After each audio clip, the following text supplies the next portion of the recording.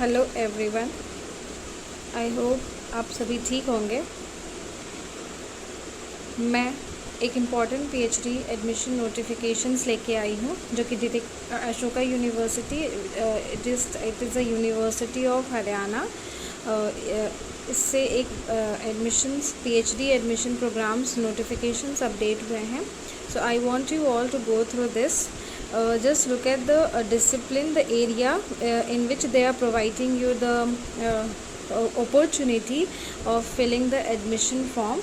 Like you can see, there is biology, chemistry, computer science, economics, English, history, physics, psychology, sociology and anthropology. So all these are the invited application in which you are eligible to apply for this. If you are a biology student, you can apply in biology. If you are an economics student, you can apply in economics. So just go through that. Further, we can see that there is a qualification. Student with MSc, MA, MCom, MPhil, BTech, MTech with 55% and above are eligible. Student with CSIR, scholarship, UGC, NET, JRF are also welcome to apply. इसका मतलब कि अगर आपके पास scholarship है तो you are just welcome कि आप apply करिए इन सब डिसिप्लिन्स में. Students admitted must have good understanding about the research area. The student must exhibit high level of commitment to pursue research. So just go through the qualifications. ठीक है, आगे हम लोग देख सकते हैं कि एडमिशन प्रोसेस, इसका यहाँ पे कुछ बताया गया है कि एडमिशन प्रोसेस कैसा होगा. Please fill up your application electronically. आपको इनमें से जैसे अगर फॉर एग्जांपल अगर आपका बायोलॉजी है तो क्लिक ऑन द बायोलॉजी और आपका डिसिप्लिन ओपन होगा. उसके बाद फिर आप वहाँ से अप्लाई कर सकते हो. यहाँ पे एडमिशन प्रोसेस भी लिखा हुआ है, इसको भी आप एक बार रीड कर लीजिए. उसके बाद आप आगे बढ़िए. फ़ी स्ट्रक्चर दिया हुआ है. ट्यूशन फ़ी इज़ ₹20 था. Tuition fee is 12,500 per semester, and dissertation assessment is fee ₹15,000 for the first time and 5,000 for the second and the third time.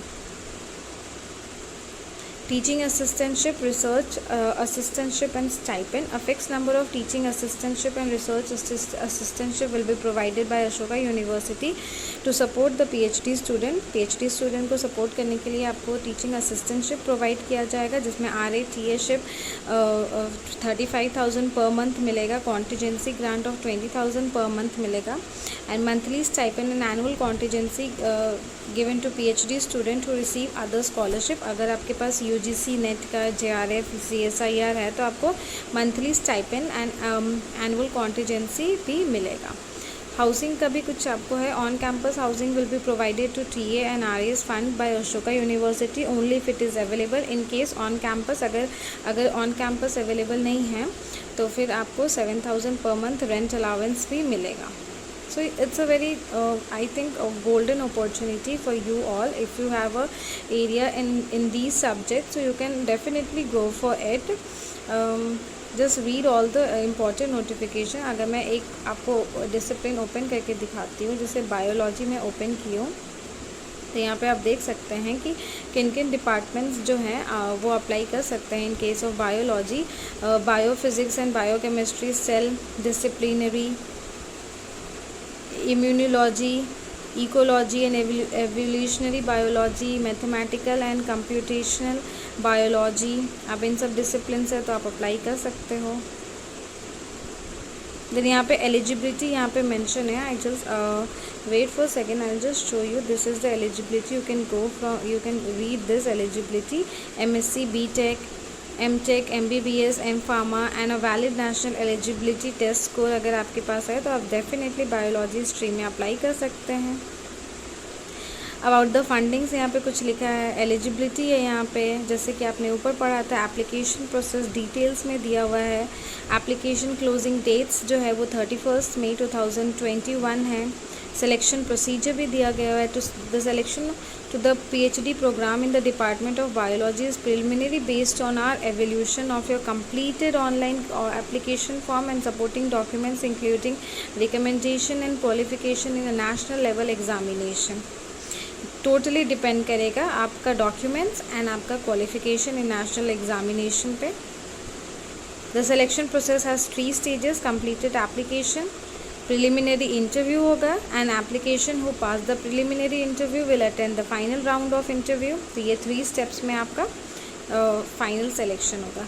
Important note: incomplete application will not be considered. Satisfying the eligibility criteria does not automatically guarantee selection। अगर आप सिर्फ eligibility criteria satisfy कर रहे तो उसका ये मतलब नहीं है कि आप select हो जाओगे। Candidates with a 3-year bachelor degree are not eligible for the PhD program। जिसका 3-year bachelor degree था वो eligible नहीं है, जिनका 4-year bachelor degree है वो definitely eligible है। अगर आपको कुछ भी क्वेरी है तो आप अशोका यूनिवर्सिटी में कांटेक्ट करके, यहाँ पे ईमेल आईडी प्रोवाइड किया गया है, आप उनसे बात कर सकते हैं, उन्हें मेल करिए।